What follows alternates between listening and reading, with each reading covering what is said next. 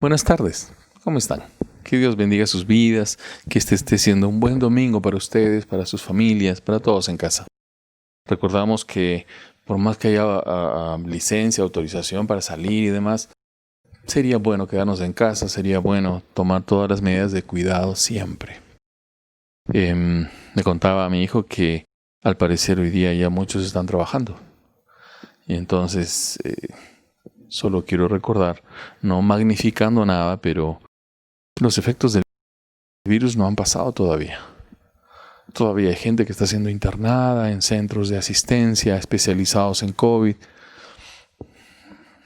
Sugiero siempre tener cuidado.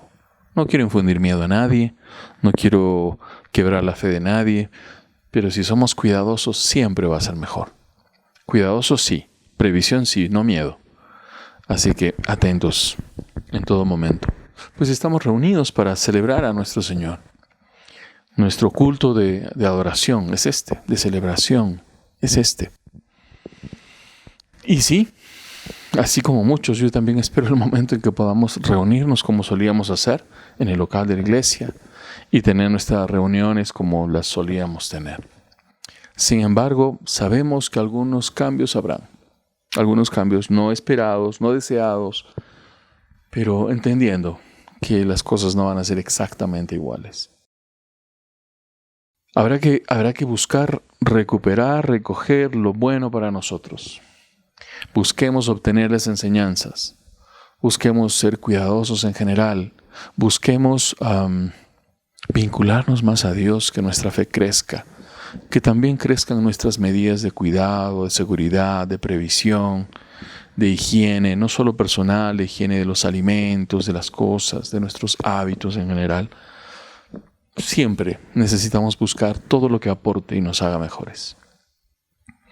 El día de hoy estoy a punto de compartir la enseñanza. Como decía, tenemos nuestro culto de esta manera. El título de la enseñanza que voy a compartir con ustedes el día de hoy es El Salvador. La semana pasada, el domingo anterior, hablábamos de nuestro Señor Jesús, recordábamos su nacimiento.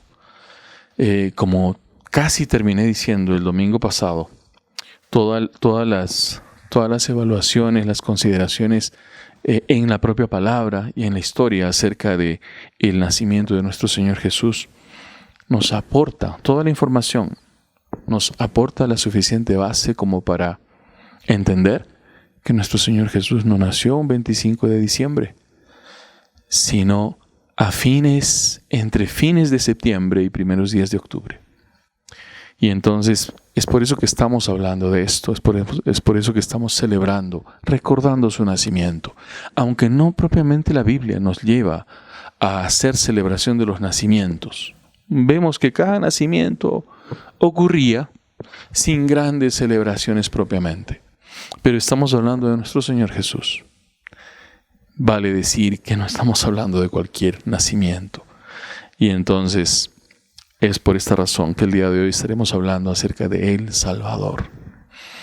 Vamos a orar. Les pido que me acompañen con esta oración inicial. Amado Señor, queremos darte gracias por la vida, por la salud. Darte gracias, Señor, porque algunos hemos llegado a un punto en el que cuando éramos niños tal vez nunca pensamos llegar. Me refiero a años alcanzados, años logrados. En muchos casos, metas cumplidas.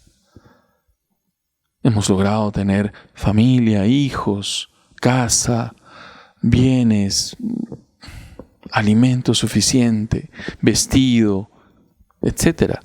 Experiencias en la vida, lugares conocidos, personas conocidas, afectos desarrollados. Gracias por todo eso, Señor. Gracias por cada paso que hemos dado en la vida, porque cada paso ha sido sostenido por ti. Gracias también por nuestro tiempo de caminar en ti, en tu conocimiento, en el conocimiento de tu palabra. Y aún podemos decir algunos más.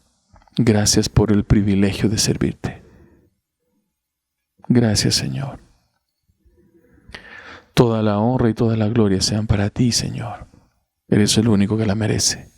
Pues este día queremos hablar acerca de nuestro Señor Jesús. Por favor, Dios bendito, guía esta enseñanza. y habla a través de cada texto. Que los corazones y las mentes de quienes están vinculados a esta transmisión estén verdaderamente deseosos de ser tocados por ti, a través de tu palabra, a través de las verdades dichas y expuestas desde esta transmisión. En el precioso nombre de Jesús. Amén. El Salvador, entonces, es el título de esta enseñanza.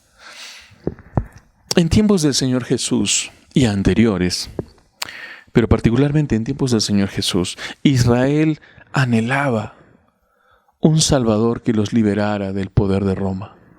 Vivía en circunstancias complicadas.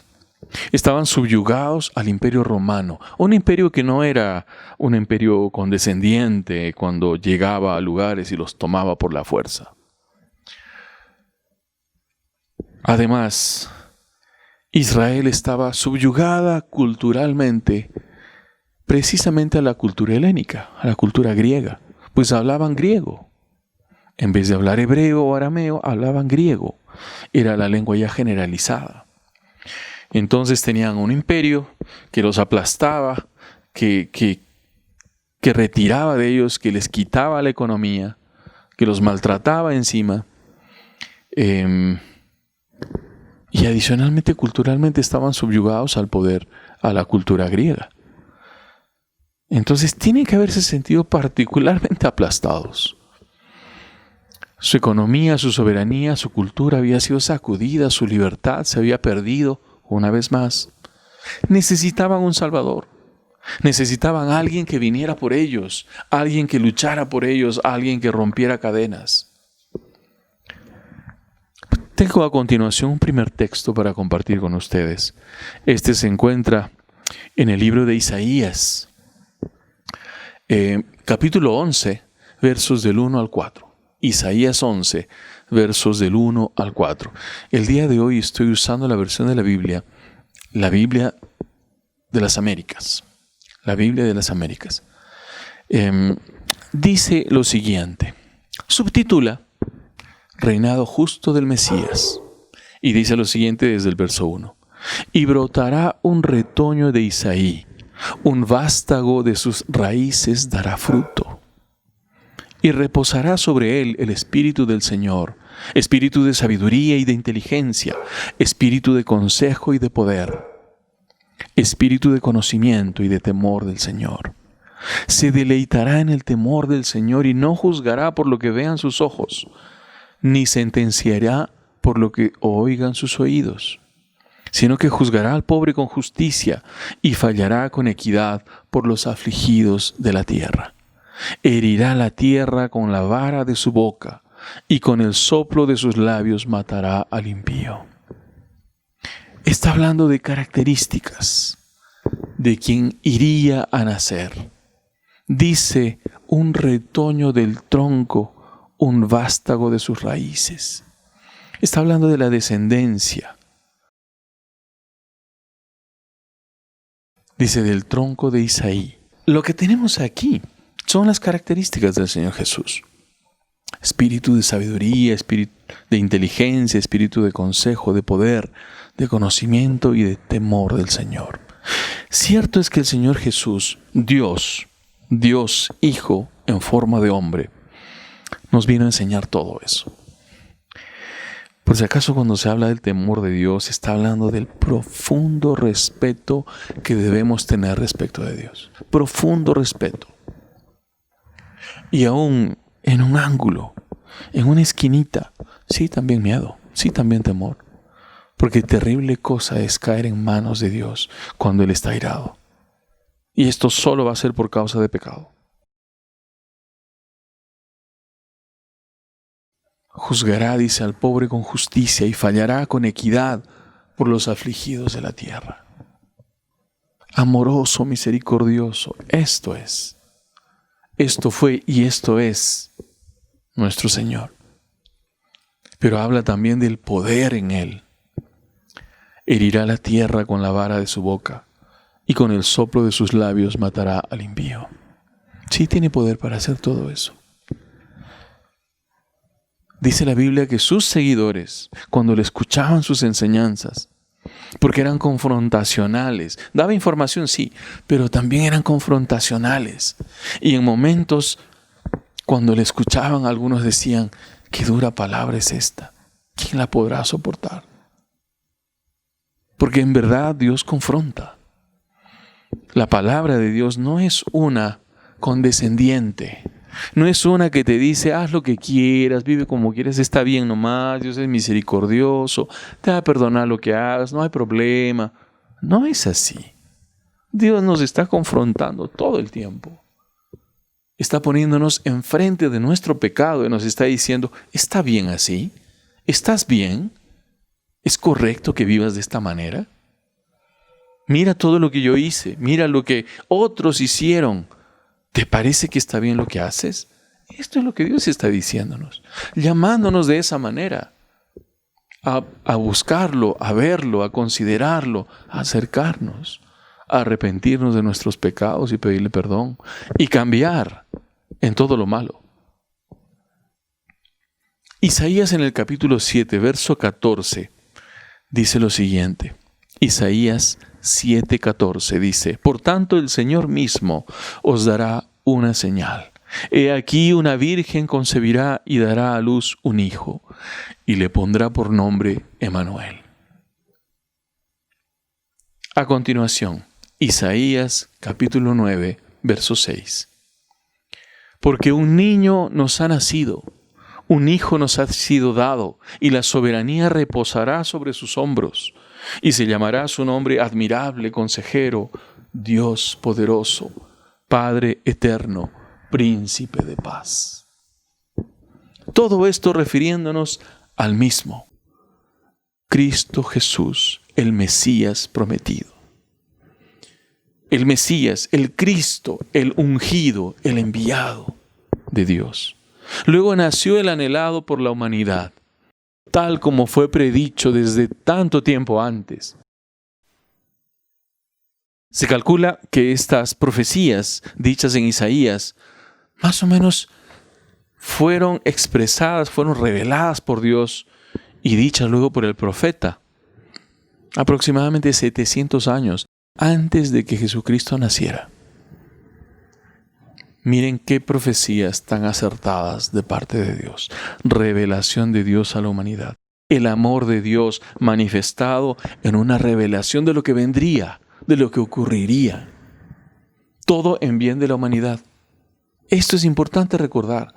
Todo lo que Dios ha hecho ha sido en beneficio de la humanidad. Tal como fue predicho desde tanto tiempo antes. Tal como Dios mismo en sus tres personas lo determinó. Nació con un propósito claro, con un propósito no suyo, sino de Dios en sus tres personas. Salvar al mundo, ese mundo que se encontraba sometido al pecado, tanto esclavo del pecado como el mundo en el que vivimos hoy día. Porque el mundo en el que vivimos hoy también está sometido al pecado. La maldad reina, abunda por todo lado, en toda esfera de la sociedad. Precisaré, en toda esfera de todas las sociedades.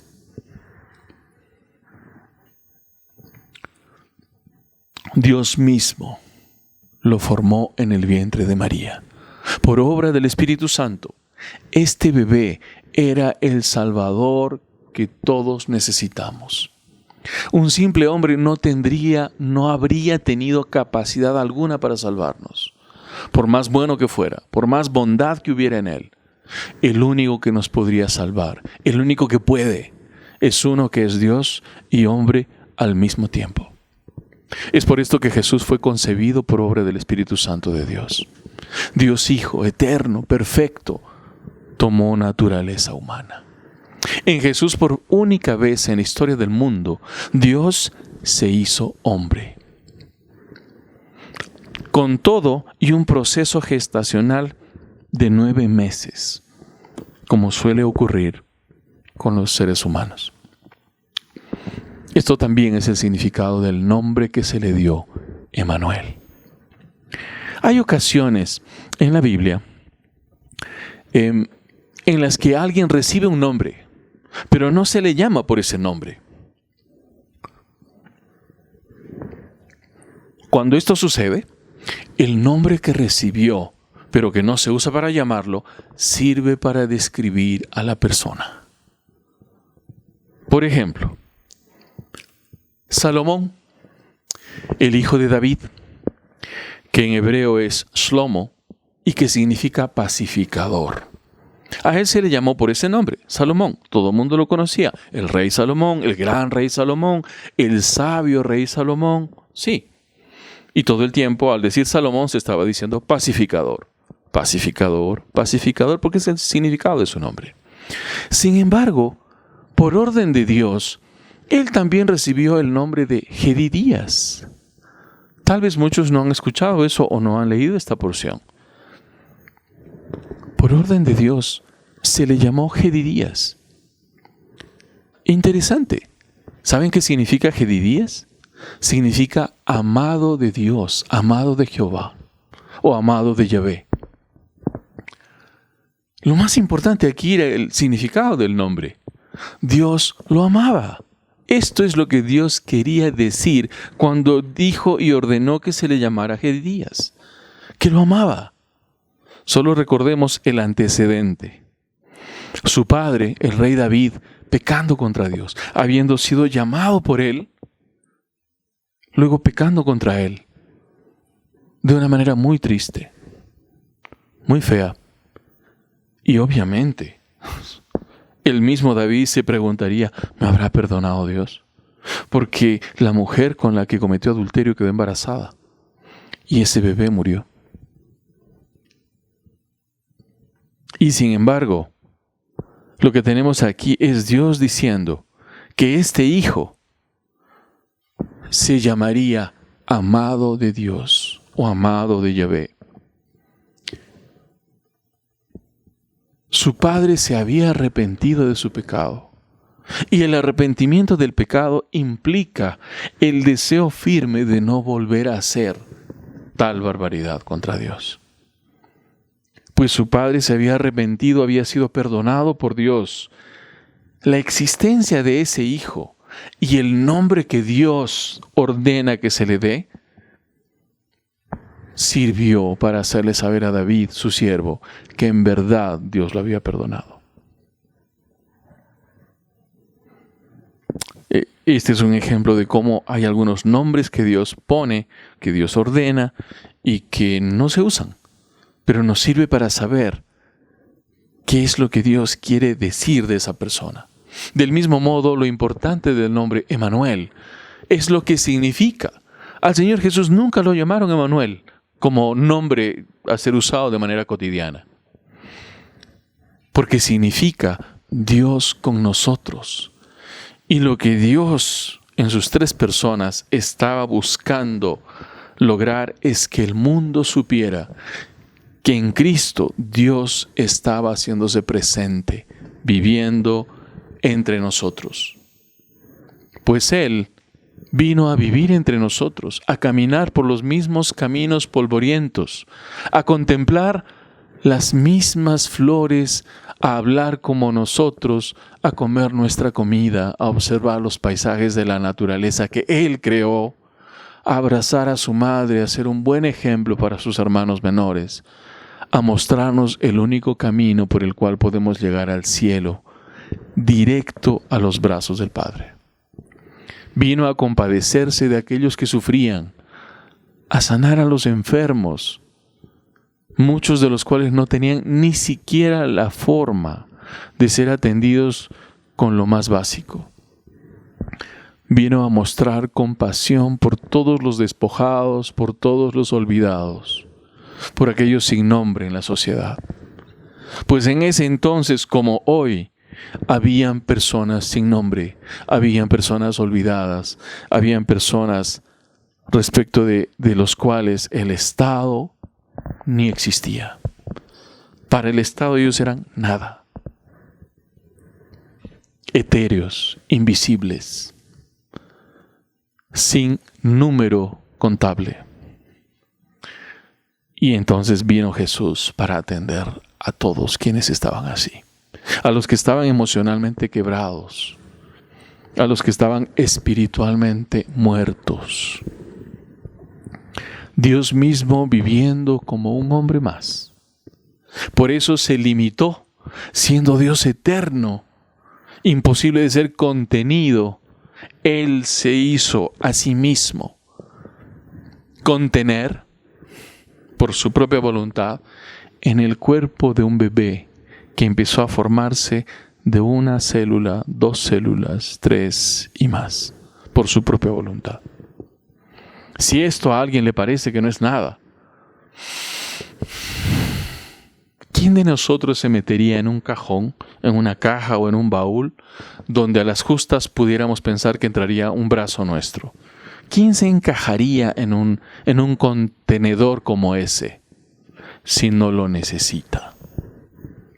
Casi siempre hacemos las personas lo que necesitamos, y lo que no lo necesitamos lo desechamos. Nos decimos siempre, ¿para qué voy a hacer si no lo necesito? Y Dios hizo precisamente eso, lo que no necesitaba Él, por nosotros. No solo parecía ser hombre, lo fue.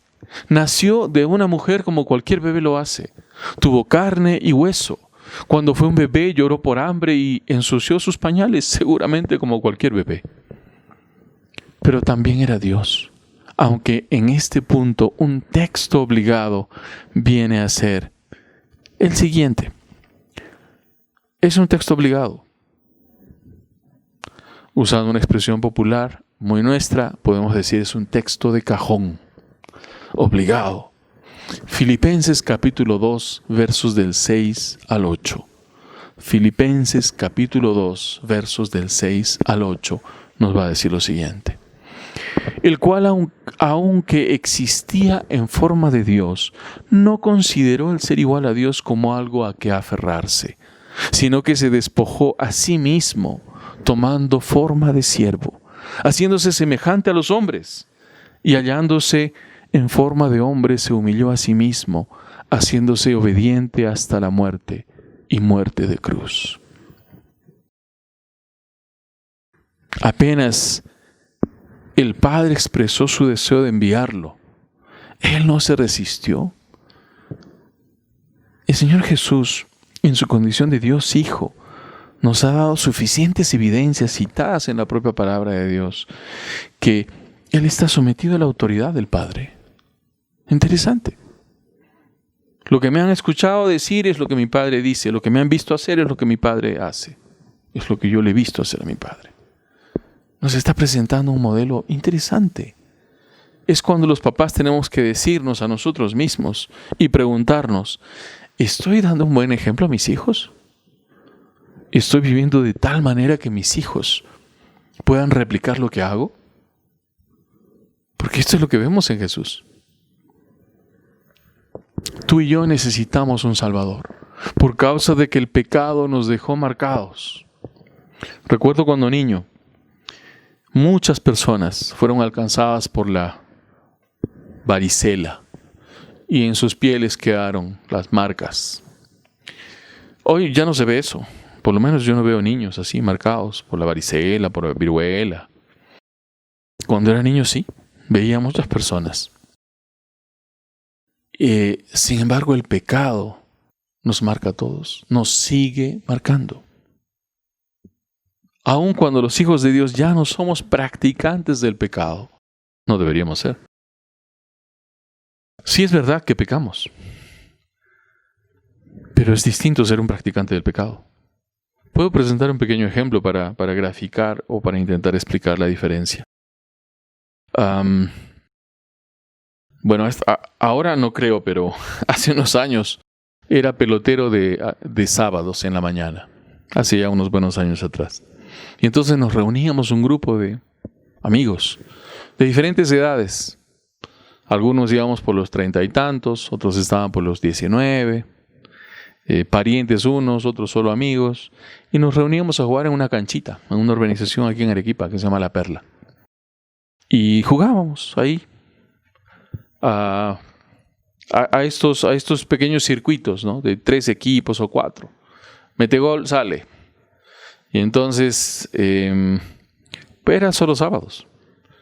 Luego de lunes a domingo, o de domingo a sábado, o a viernes, de domingo a viernes, no se jugaba fútbol. Cada quien tenía sus actividades, trabajo, estudios, en fin. Pero sábados en la mañana nos íbamos a jugar. Era una forma de encontrar un tiempo para estar juntos, para distraernos un poco, hacer algo de deporte. ¿Pero eso me hizo futbolista? No. A diferencia de, por ejemplo, ya que estamos en Arequipa, considerar a los jugadores del Melgar o del Club Huracán, que todos los días de la semana deben correr detrás de una pelota. Todos los días deben practicar ejercicios físicos, resistencia, cardio, patear la pelota, etc. Todo lo que hacen, porque están dedicados a eso, son practicantes de eso.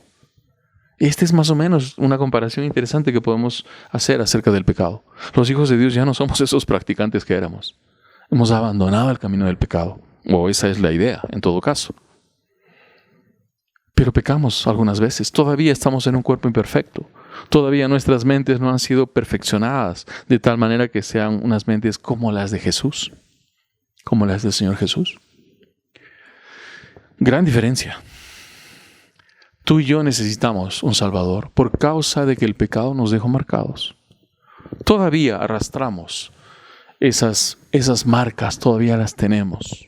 Por más que estemos arrepentidos, todavía las tenemos. Un día, cuando estemos frente al Señor, seremos perfeccionados por completo. Mientras tanto, estamos en el camino, en el proceso. Inclusive María, la madre de nuestro Señor Jesús, nos dio ejemplo, reconociendo su necesidad de ser salvada, así como tú y yo. Exactamente igual. Para esto tenemos que leer el Evangelio de Lucas, capítulo 1, versos 45 al 48. Repito, Lucas capítulo 1, versos 45 al 48. Dice lo siguiente: Y bienaventurada la que creyó que tendrá cumplimiento lo que le fue dicho de parte del Señor. Entonces María dijo: Mi alma engrandece al Señor, y mi espíritu se regocija en Dios mi Salvador, porque ha mirado la humilde condición de esta su sierva. Sigue el verso 48, pero voy a detener mi lectura aquí. Habla de que su espíritu está alegre en Dios, su Salvador. ¿De qué tenía que salvarle? Si ella misma no hubiera reconocido, como reconoce en esta porción, su necesidad de ser salvada. Y cuando la Biblia habla de salvación en términos espirituales, de la única cosa que habla es de la humanidad necesitada ser salvada del pecado. Probablemente María había entendido mejor su condición que la de muchas personas que hablan acerca de ella. Luego va a decir: porque ha mirado la humilde condición de esta su sierva. Ella ve en ella misma una condición necesitada de ser considerada como humilde. De verdad creo que ella entendió muchísimo mejor su propia condición de lo que mucha gente hasta hoy en día que hablan acerca de ella deberían entender lo mismo que ella entendió. Ella misma haciendo un reconocimiento de su necesidad de ser salvada. Nada menos que por Cristo Jesús, a quien llama mi Salvador.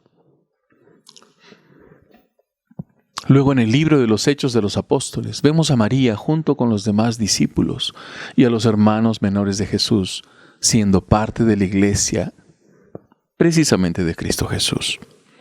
Aún la vimos antes en todo ese periodo de sufrimiento de Jesús durante su pasión, su muerte, su crucifixión, la sepultura, etc. La vemos presente.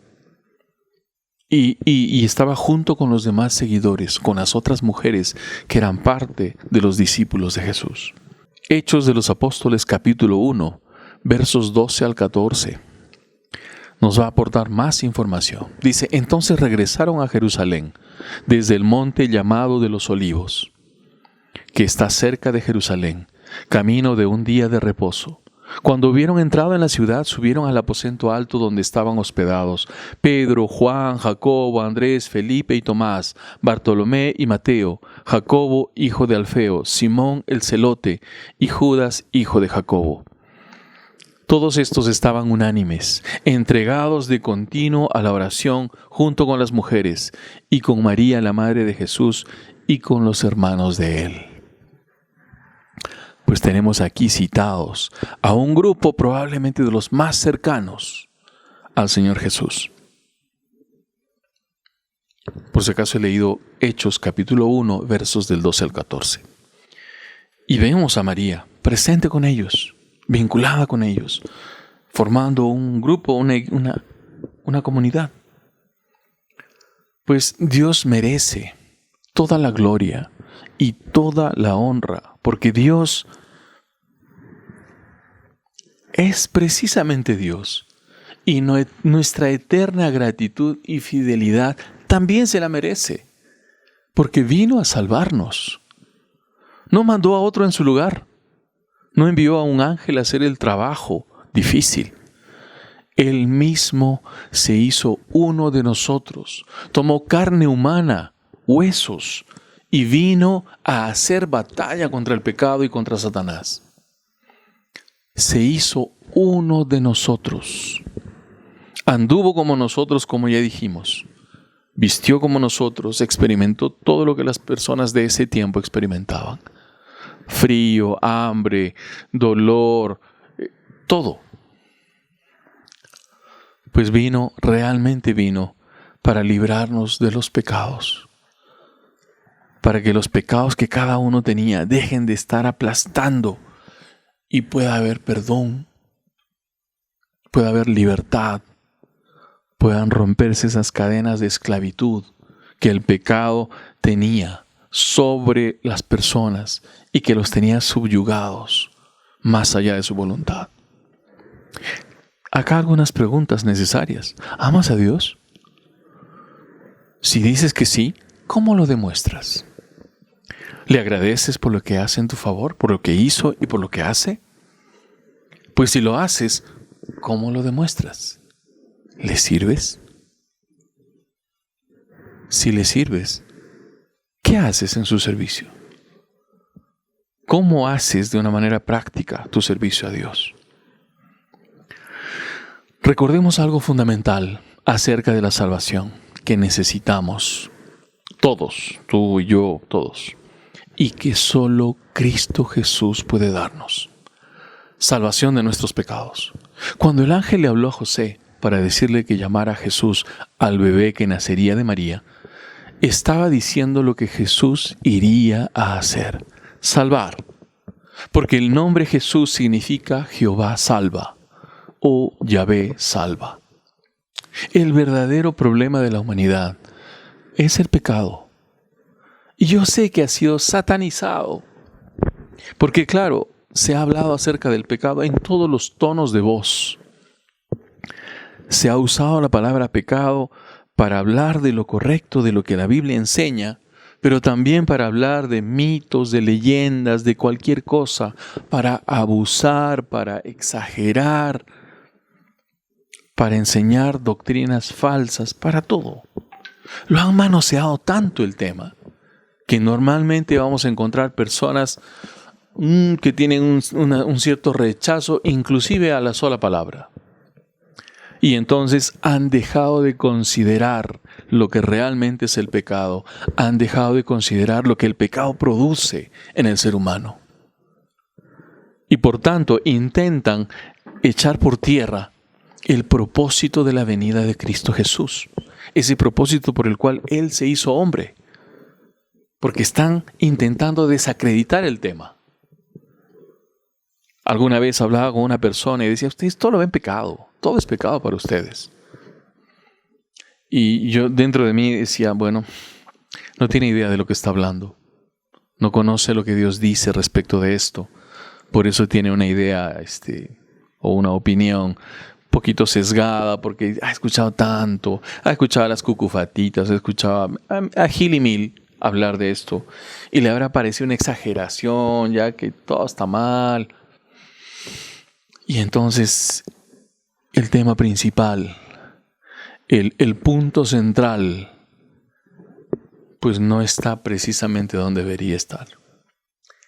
Muchas personas ya no quieren escuchar. Muchas personas se han cansado de escuchar de esto, porque cuando lo han escuchado dicho de una manera extraña, no correcta. Algunos hacen un sobreénfasis de tal manera que en verdad parece que hasta ya, no sé, pues usar jeans ya fuera pecaminoso, o usar zapatillas, o lentes, no sé, lo que sea.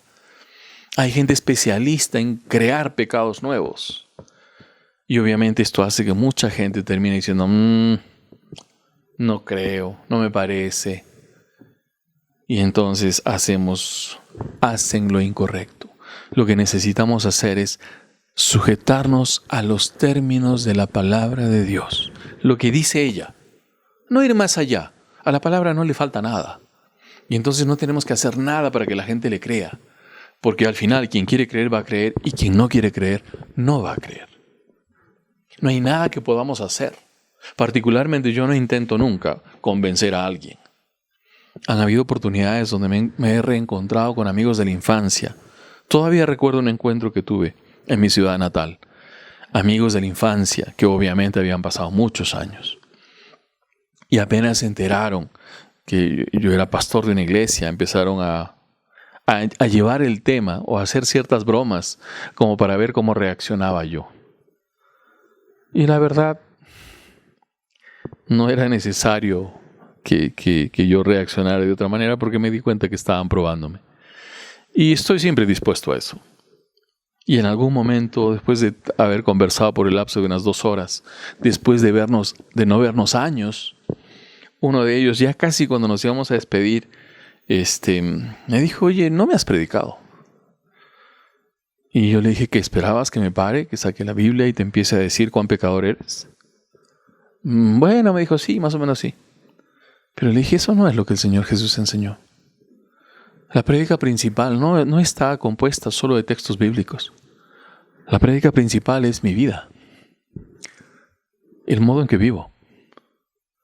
Las cosas que hago. El modo en que hablo. O el modo en que no hablo. Y si en esto ha habido algún mensaje para ti el día de hoy, tal vez habrá ocasión para hablar de otras cosas y sí de citar textos bíblicos si quieres, si realmente estás buscando. Y entonces en este punto yo quiero aprovechar para recordar que el Señor Jesús le hablaba a las personas que querían escuchar. Él sobre todo estaba enfocado en aquellas personas que querían escuchar, en aquellas personas que buscaban a Dios. Él no estuvo enfocado en los que no querían saber nada de Dios. Porque cuando en medio de las personas que querían escuchar las verdades de Dios, en medio de aquellos que querían escuchar lo esperanzador del mensaje de Cristo, se colaban otros, usualmente fariseos, escribas, a los que el Señor Jesús no tenía ningún reparo en llamar hipócritas, raza de víboras, sepulcros blanqueados. Y saben, hay mucho de eso. Hay mucho de eso. Y no se extrañen que aún muchos de ellos están vinculados a iglesias. ¿Por qué hay? Entonces, Dios se merece toda la gloria, pero el verdadero problema de la humanidad es el pecado. Ese pecado que nos separa de Dios, ese pecado que ocasiona la muerte espiritual del ser humano. Por lo tanto, nuestra mayor necesidad es la de ser salvados de esos pecados y de sus efectos. Esto precisamente es lo que Jesús vino a hacer, muriendo por nosotros en esa cruz de ese monte llamado de la Calavera o Monte Calvario. Él vino a tomar nuestras culpas como si fueran suyas y pagarlas como si fuera su deuda, para que pudiéramos ser perdonados y de esa manera pudiéramos ser reconciliados con Dios. De modo que nuestras vidas no se pierdan, sino que tengan como destino el cielo con Dios por toda la eternidad. Esa es la voluntad de Dios. Lo diré otra vez. La voluntad de Dios es que tú y yo podamos ir al cielo un día. para estar por toda la eternidad con Dios, sin separarnos de Él. Para eso vino a esta tierra, a vivir y experimentar todo lo que experimentó y que no necesitaba, para que tú y yo fuéramos salvados de la esclavitud al pecado en la que vivíamos. No puedes pagarle a Dios por tus pecados. No puedes pagarle por todas las veces que le has fallado, por todas las veces que le has desobedecido. Lo que te hace falta es alguien que arregle el efecto que el pecado tiene en tu vida. Uno que le dé solución a lo que el pecado ocasiona en tu vida. Como dije, separación de Dios y muerte espiritual. Jesús es ese Salvador. Confía plenamente en Él. Descubrimos también acerca del Salvador que necesitamos un verdadero Rey. Esto lo presenta una pequeña frase dicha por el ángel cuando saluda a José. José, el esposo de María, le llama así: José, hijo de David, le dice. El papá de José no se llamaba David, se llamaba Jacob, como el patriarca. Y entonces, hijo de David significa descendiente de David. David fue el rey más grande de los reyes de Israel. Un hombre, dice la Biblia, conforme al corazón de Dios. Sí, pecó, tú y yo también. Pero este era un hombre con un corazón conforme al corazón de Dios. Dios lo sacó del pastizal donde cuidaba a las ovejas y lo convirtió en rey de su pueblo. Dios también le hizo una gran promesa. Le prometió que uno de sus descendientes reinaría para siempre. Es cuando necesitamos hacer lectura. En 2 de Samuel, capítulo 7, 2 de Samuel, capítulo 7, versos 8, 9, 12 y 16. Repito la cita. 2 de Samuel, capítulo 7, versos 8, 9, 12 y 16. Podríamos leer de corrido todo, pero por un asunto de tiempo solo vamos a tomar estos versos. Pero en casa pueden hacer la lectura de corrido. Verso 8 dice: Ahora pues, así dirás a mi siervo David. Así dice el Señor de los ejércitos: Yo te tomé del pastizal, de seguir las ovejas, para que fueras príncipe sobre mi pueblo, Israel. Y he estado contigo por donde quiera que has ido, y he exterminado a todos tus enemigos de delante de ti, y haré de ti un gran nombre como el nombre de los grandes que hay en la tierra. Cuando tus días se cumplan, verso 12, y reposes con tus padres, levantaré a tu descendiente después de ti, el cual saldrá de tus entrañas, y estableceré su reino. Verso 16, tu casa y tu reino permanecerán para siempre delante de mí. Tu trono será establecido para siempre.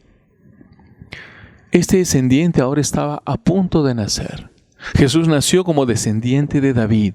Su padre adoptivo José lo era, así como María también era descendiente de David. Por tanto, Jesús, el Cristo de Dios, nació para ser el verdadero Rey. Solo hay un Señor y un Salvador. Caemos en grandes problemas cuando tratamos de convertir a los seres humanos en salvadores. No son capaces, ninguno lo es. No son capaces, no somos capaces de cumplir con tales expectativas. Siempre, el ser humano siempre va a fallar. Siempre terminará causando decepción a los que esperan en ellos.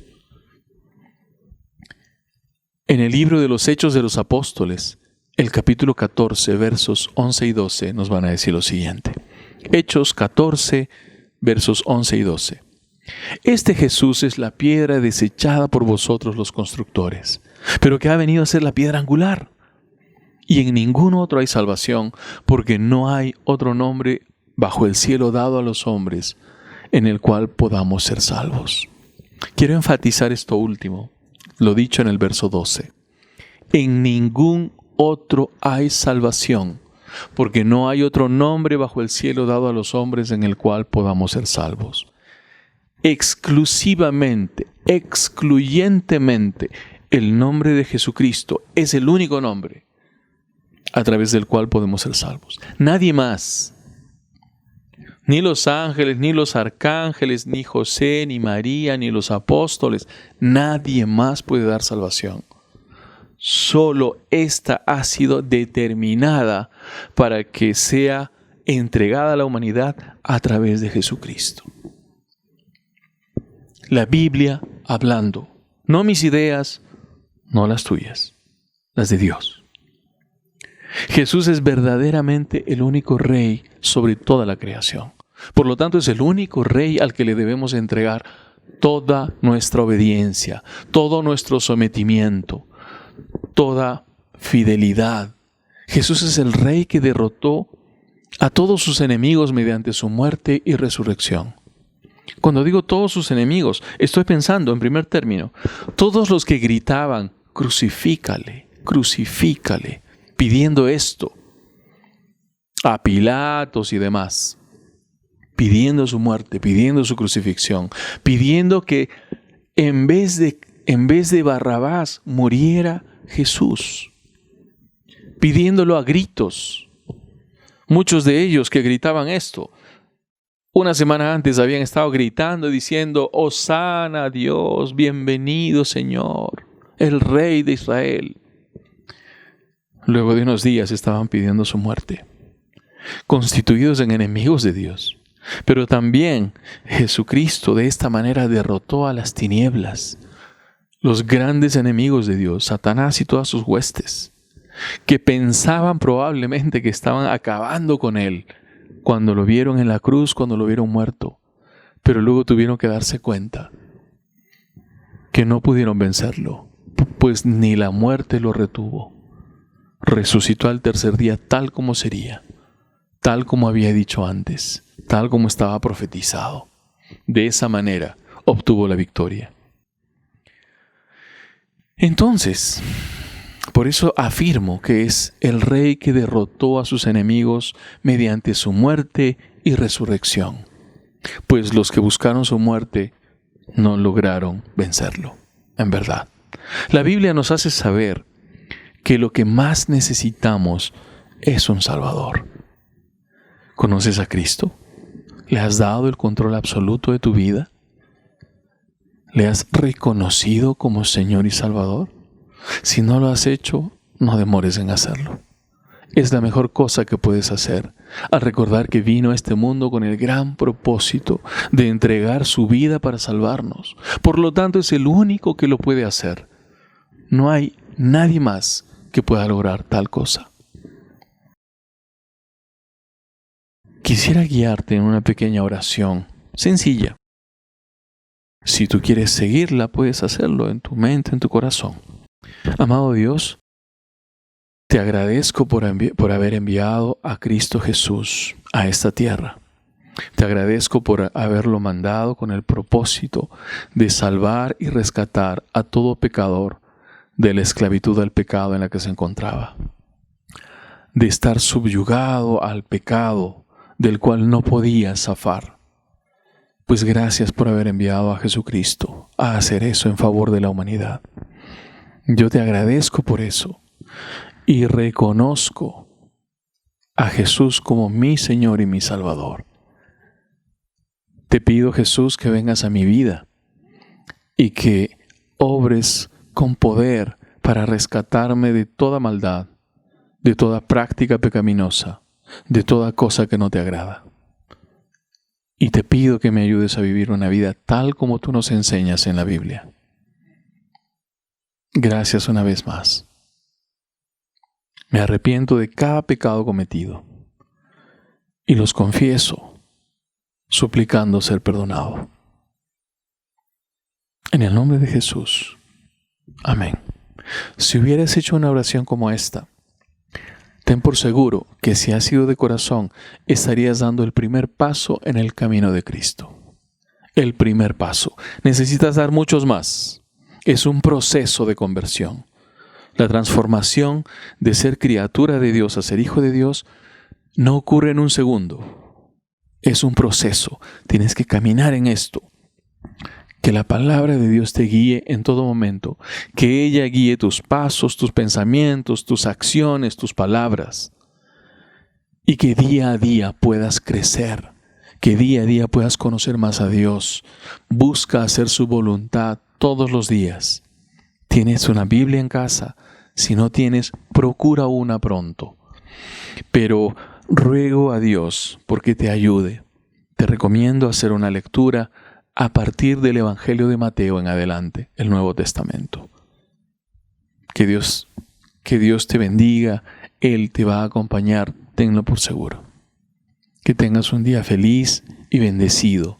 Que Dios bendiga a toda tu familia. Eres el punto de partida para lo que Él quiere hacer a través de ti con todos los tuyos. Que tengas un feliz domingo.